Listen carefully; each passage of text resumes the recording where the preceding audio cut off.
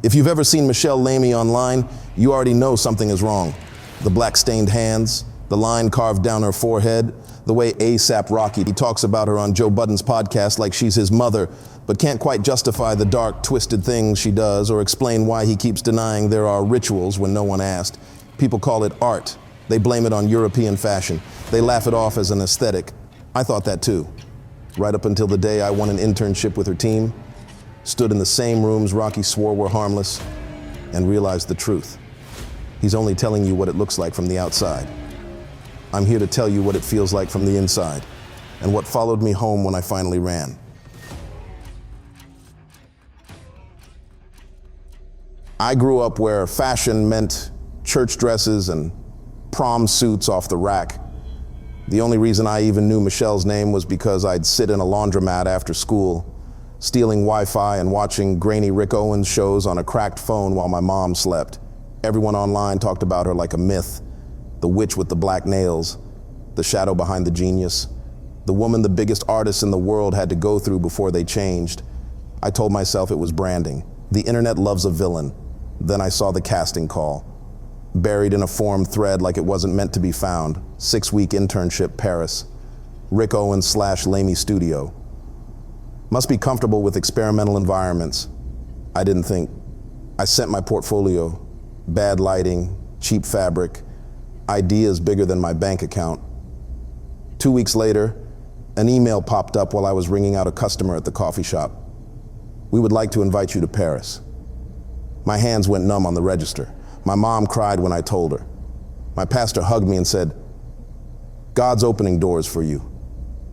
Nobody asked what kind of doors. Paris didn't feel dreamy when I landed. It felt overexposed. The sky was the color of dirty metal. They put me in a tiny room over a bakery. Everyone joked about how I'd wake up to the smell of croissants. All I could smell was something else. In the lobby, under the vanilla and coffee, there was a chemical tang, ink, maybe, or dye, something sharp that sat in the back of my throat. I told myself it was just an old building. I told myself a lot of things that week. At the studio, they lined us up like a field trip. 3 interns, me, a girl from Brazil with perfect eyeliner, and a guy from London who looked like he'd been born already smoking on a balcony.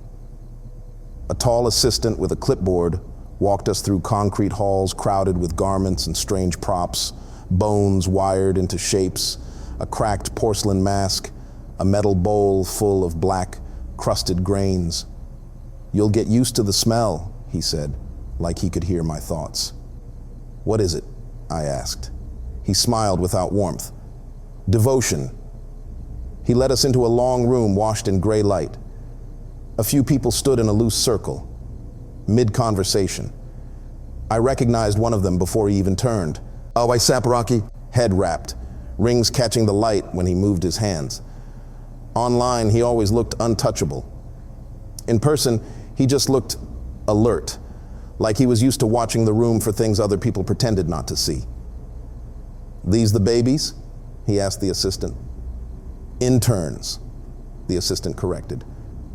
Rocky's eyes moved over us, quick, assessing. When they landed on me, there was a tiny flicker, like he recognized something I didn't know I was showing. Before I could decide how that made me feel, the air in the room shifted. She walked in. Michèle Lamy is smaller than any photo makes her look, and heavier, like gravity likes her more than the rest of us. The first thing I saw were her hands, stained black to the wrists, as if the dye had given up on fabric and decided to live in her skin. The second was the line, drawn straight down her forehead in chalky pigment, splitting her face like a wound that never closed. Her gold teeth flashed when she smiled. It didn't make her look kind. "So," she said, voice rough and amused, "these are the babies."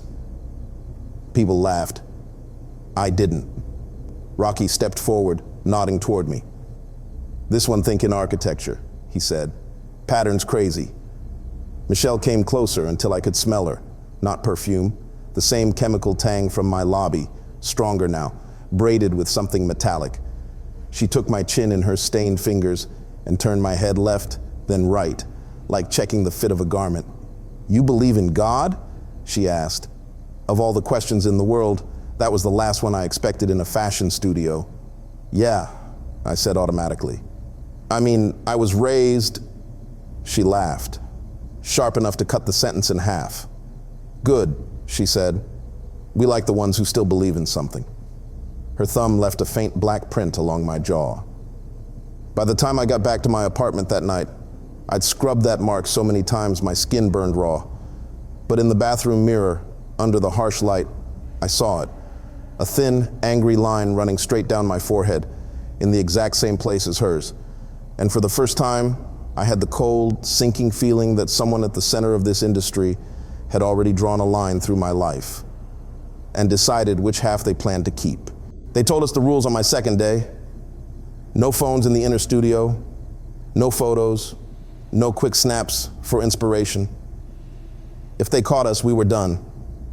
No talking about what happens inside to anyone outside. We are family, not content, the assistant said, staring right at me like he could already see me telling this story. And the last one, if a door is closed, it's closed. He didn't smile when he said that. Nobody did. The work came at us in waves. Hours of tracing patterns, cutting muslin, labeling Ziploc bags with tiny hardware.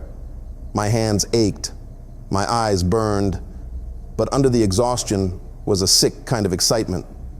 Every time I looked up, there was someone I recognized from a runway clip or a magazine spread.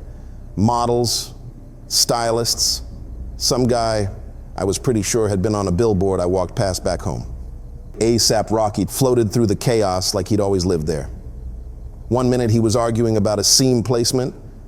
The next he was leaning on a table, laughing with the sound tech, his voice low and familiar.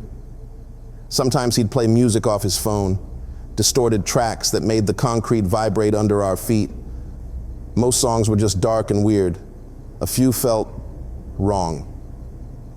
There'd be this whisper buried under the bass, a voice you couldn't quite understand but couldn't tune out either. Every hair on my arms would stand up while everyone else bobbed their heads like it was nothing. Once I caught AY-SAP Rocky watching me when one of those tracks was playing. He didn't say anything. He just held my eyes for a second, like he was waiting to see if I'd flinch. I didn't. I wanted this too badly. The first time I broke Rule 3, the door wasn't even all the way closed. It was after a long day. Most of the team had cleared out. The concrete halls that usually rang with shouting and music were too quiet. The kind of quiet that makes every small sound too loud. I was finishing up some steaming when I heard water running somewhere down the hall. Not a drip, a steady pour, like a faucet left on full. I told myself I was just going to turn it off. Save the water bill. Be helpful. The smell hit me before I reached the room. Wet metal, heavy dye, something bitter that crawled up my nose and settled behind my eyes. The door was almost shut, but not quite.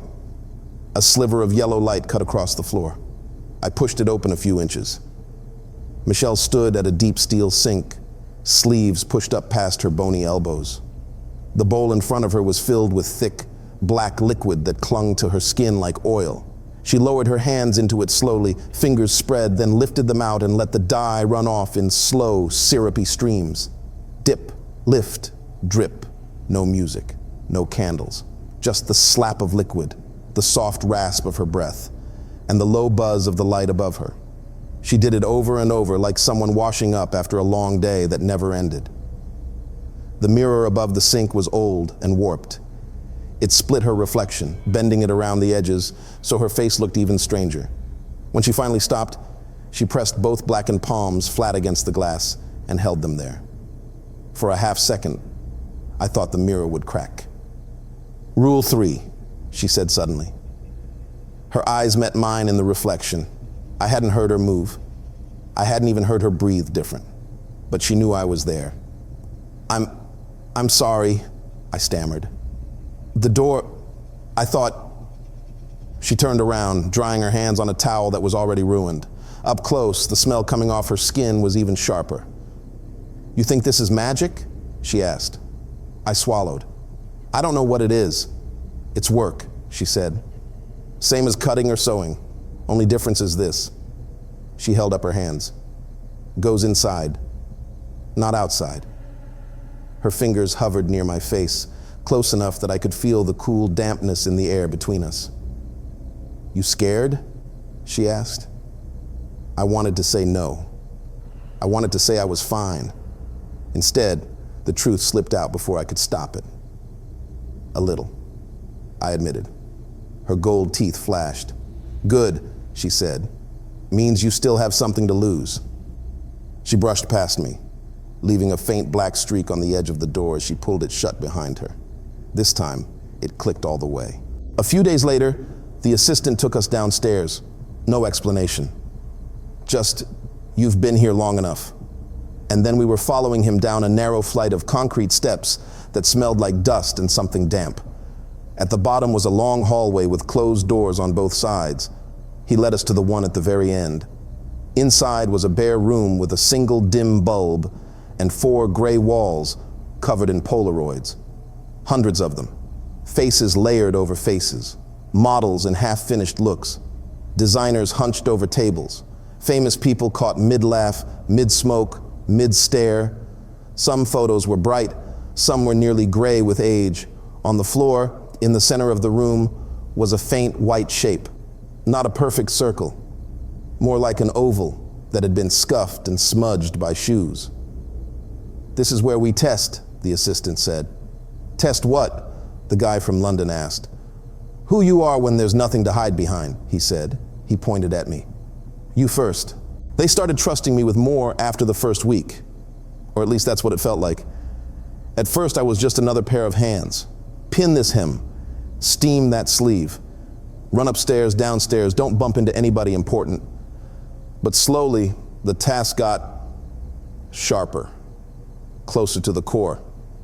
Internal exercise, the assistant said one morning, dropping a stack of sketch paper on our table. 1 look each. Theme is armor. Michèle wants to see how you think. Armor. Back home, that meant denim jackets and church blazers. Here, it meant something else. I stayed late 3 nights in a row for mine. I sketched a long coat, clean lines, sharp shoulders, seams tucked away, so it felt like the body was inside a calm, unbreakable shell. I cut it in a dense black wool, structured enough to feel like it belonged in this building. When I put it on the mannequin, I actually felt proud. Like for once, my brain and my hands had agreed on something. I was still adjusting the collar when I felt someone behind me. Too clean, Michèle said. My muscles locked up. I hadn't even heard her come in. I thought it needed to feel controlled, I said, immediately hating how small my voice sounded. She circled the mannequin slowly, black hands clasped behind her back. AY-SAP Rocky leaned in the doorway, watching with that half-bored, half-alert look he had, like he was always in 2 worlds at once. Control is boring, she said finally. Fear is interesting. She flicked the edge of the coat's shoulder with a stained fingertip. This is armor for someone who still thinks the world is logical, she said. We do not dress those people.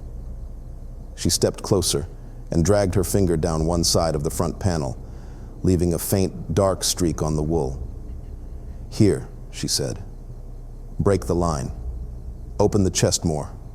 Make them vulnerable. Armor that lies, not armor that protects. I grabbed my pencil, scribbling notes like scripture. You are not dressing skin, she went on. You are dressing memory. You cut into how they see themselves. You stitch over what they are afraid to look at. She moved behind me. I felt her presence more than her touch. Your generation thinks horror is monsters and blood, she said quietly. True horror is when someone looks in the mirror and does not recognize the person staring back, but cannot remember when they agreed to change. Her blackened knuckles hovered near my chest. I swear the room got colder. Fix it, she said, pulling away. Show me you understand? She glided out the door. AY-SAP Rocky stayed a second longer. Don't let her get in your head, he said. She just pushes. Is she like this with everybody? I asked. He shrugged, looking at the coat, then at the smear her finger had left. She just wants you to go further, he said, past where you would stop yourself. He paused like he was deciding whether to say something. I can't justify all the dark, weird shit she do, he admitted finally, voice low. But she never had me doing no rituals. Ain't no spells being cast when I'm around. She just taught me about art. He said it too smoothly, like he'd rehearsed it somewhere else before saying it to me. So people are misunderstanding her? I asked. He sucked his teeth, looked away. I don't think they misunderstanding it, he said. I don't know what she do when I'm not in the room. I just know what I ain't doing. He clapped my shoulder, the conversation over. Fix the coat, he said, already walking down the hall. You got something. Don't run from it. I turned back to my piece. The black streak she'd left had sunk into the wool, a subtle bruise in the fabric. When I tried to unpick the seam near it later, the thread snapped twice like it didn't want to move. I told myself it was just old thread, cheap tools, nothing symbolic. I told myself a lot of things. The invitation to the midnight fitting showed up like it had grown out of my table. My name in black ink, a room number I didn't know, and a time, 0000. The assistant saw it and grinned. Congratulations, Mama wants to fit you, means she thinks you're worth shaping. Worth shaping. The building felt wrong after hours. No voices, just pipes, distant traffic, and the kind of thuds you can't locate. The room from the note was already open. No windows, one chair, one rolling rack, one bare bulb, one coat. It looked like my design, just corrupted, tilted. The fabric swallowed the light. On a metal tray below it sat a dull silver ring, heavy and sharp. You're late, Michèle said, stepping out of the dark forehead line like a wound. AY-SAP leaned against the wall, not quite meeting my eyes. This, she said, lifting the ring, belongs to who you'll be after tonight, if you want it. I don't remember leaving that room. 1 minute, her hand was on the back of my neck, her thumb burning a line into my forehead, the ring freezing my finger. The next, I was in my bed over the bakery, still in my t-shirt and sweats, shoes on the floor like I'd kicked them off in a hurry. The coat was nowhere in the apartment. The ring was still on my hand. Up close, it looked duller, like whatever shine it had in that room had been for show. The engraving around it was shallow but sharp, a looping pattern that didn't match anything I'd seen in her collections. When I tried to slide it off, it caught hard on my knuckle, grinding skin. For a second, I thought it wouldn't move at all. I twisted harder. It finally slipped free, leaving a swollen groove around my finger. I set it on the nightstand like it might bite me if I wasn't looking. I told myself I was overreacting, sleep-deprived, dramatic. At the studio the next day, everything felt tilted. People who barely noticed me before started asking my opinion on things. The assistant asked me to sit in on a casting meeting just to listen. Michèle called me mon chéri in passing and tapped the line on my forehead like she was checking a seam. AY-SAP Rocky at me from across the room once, a small, knowing gesture. It felt too much like congratulations. They put me closer to the center of things. Fittings, fabric choices, photo references for a new campaign. You see, the assistant said as we pinned a look on a model. Told you, she only shapes the ones worth it. That night, sleep didn't come easy. My head buzzed with images. Michèle's hands in the sink, the warped mirror, the almost erased shape on the floor. When I finally passed out, it felt more like blacking out than resting. I woke up around 3, throat dry. The ring was back on my hand. I know how that sounds. I know how crazy it is. But I swear I left it on the nightstand. Now it sat perfectly in place, cool against my skin, like it had never left. I went straight to the bathroom, turned on the harsh light, and stared at myself. The line down my forehead looked deeper, not drawn on, not makeup, more like an irritation under the skin, a vein that had decided to rise and sit on the surface. My eyes looked split, like I was watching myself from one step behind. I splashed water on my face, breathing hard. When I set my hands on the edge of the sink to steady myself, I saw it. A small black fingerprint on the porcelain, right near my right hand. Smudged but distinct, Same shape, same size as the ones I'd seen on the door frame at the studio. I lived alone. No one had been in my apartment. I scrubbed it with a rag until the sink squeaked. The mark faded, but a faint shadow of it stayed, like the dye had soaked into the surface. The next day on lunch break, I found AY-SAP in one of the side rooms, scrolling on his phone. Nobody else was there. The door was half shut.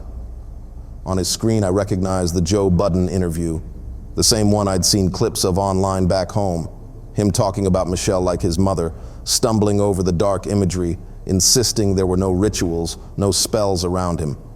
He let the clip play a few seconds, then paused it and set the phone face down. "You seen this one?" he asked. "Yeah," I said, "before I got here." He watched me for a long second. "Shit sound different once you've been in the rooms, huh?" he said. "What rooms?" I asked, even though we both knew. He didn't answer, just shook his head once, almost like he was disappointed in himself for saying that much. Later, when the day was finally over and the others had left, I went back downstairs on my own. Same narrow steps, same damp smell. At the end of the hallway, the Polaroid room waited with its dim bulb and its walls of faces. Only this time, there was a new photo pinned near the center. It was me, not posed, caught mid-turn, eyes half-lidded, mouth slightly open, like I'd just been spoken to. The lighting was harsh, flattening my features. Someone had drawn a thin, straight line down the center of my face with a black pen. Not an X, not a circle, just a mark, dividing me neatly in two. They booked the church for the final campaign. It wasn't a church anymore, technically. The assistant called it a deconsecrated space. Stone walls, high ceiling, altar, stripped bare. To me, it still felt like somewhere people used to pray. Now it was racks and cables and tripods. Models in black waited on benches where a choir might have sat. Someone had taped marks onto the floor, white gaffer in a pattern that didn't look like any blocking I'd ever seen. "Today is important," Michèle said, gliding past me, hands already stained, forehead line sharp. "This is the one they remember." They put me in her orbit all day. "Move him 2 steps left," she'd say, and I'd move a model into a taped mark. "Tilt her chin." I'd tilt it. "Close that coat more. We are hiding something." I'd obey. On the monitor, the overhead angle showed everything at once. From above, the white tape and black bodies formed something. Not a star, not a circle. Just a shape that made my stomach drop. Jagged and wrong. Like somebody had taken a symbol and bent it until only the bones were left. "See?" the assistant whispered at my shoulder. "You're getting it? You place them like stitches. That's all this is, stitching." When he walked away, I stayed staring at the monitor. The models weren't looking at the camera. They were all turned slightly inward, toward a point just off center, the point where Michèle was standing. "Come," she said suddenly. "You stand here." She tapped a mark near the edge of the formation. I stepped onto it without thinking. The overhead monitor flickered. The shape tightened, completed itself. On screen, the ring on my hand caught the light like an eye. "Perfect," she murmured. "You see, you are not outside it anymore." For a second, I couldn't breathe. The stone under my feet felt softer, like something underneath was shifting to make room. "I don't want this," I said. I didn't even know I was going to say it until the words were out. Her head tilted. The crew kept moving, oblivious. "You came all this way to tell me that now?" she asked. I stepped off the tape. On the monitor, the shape broke. It looked harmless again. Just a group of people in black, waiting for direction. "You think you can step out of a pact by moving 1 foot?" she asked softly. "You think that line on your face washes off?" AY-SAP was leaning against a pillar nearby, watching. He didn't say anything. He didn't move to stop me either. "I'm done," I said. "I don't want the ring. I don't want the shape. I just want to go home." She looked at me for a long time, then smiled with only her gold teeth. "Let him," she said to no one in particular. "We do not keep the ones who still believe they have a home to go back to." No one chased me when I left. That was the worst part. No fight, no drama, just silence and the sound of my own footsteps echoing in that hollow stone. I left the ring on the floor by the door on my way out. On the flight back, I checked my hand every 10 minutes. Bare, just a faint groove where the metal had been. The groove is still there, so is the line. Months later, back home, I saw the campaign images when they dropped. Same church, same formation, new faces in the places where I'd stood. In one behind-the-scenes shot, in the far corner of the frame, Michèle's hand rested on a young designer's shoulder. He was black, mid-20s, wearing a coat that looked a lot like mine. On his finger was a dull silver ring with shallow engraving. In my bathroom, no matter how hard I scrub, the black fingerprint on the sink never really goes away. And on the worst nights, when the apartment is too quiet and my phone lights up with another video of AY-SAP, explaining how there are no rituals, no spells, just art, I look in the mirror, trace the line down my forehead, and wonder, if I didn't stay long enough to see the ritual, what exactly did I walk out of? And who's still standing in the center where I was supposed to be? If you're still here listening, be careful who you let shape you. And if you want more stories like this, more things you can't unhear once you know they're real, hit like, subscribe, and tell me in the comments, would you have stayed in that circle or walked out?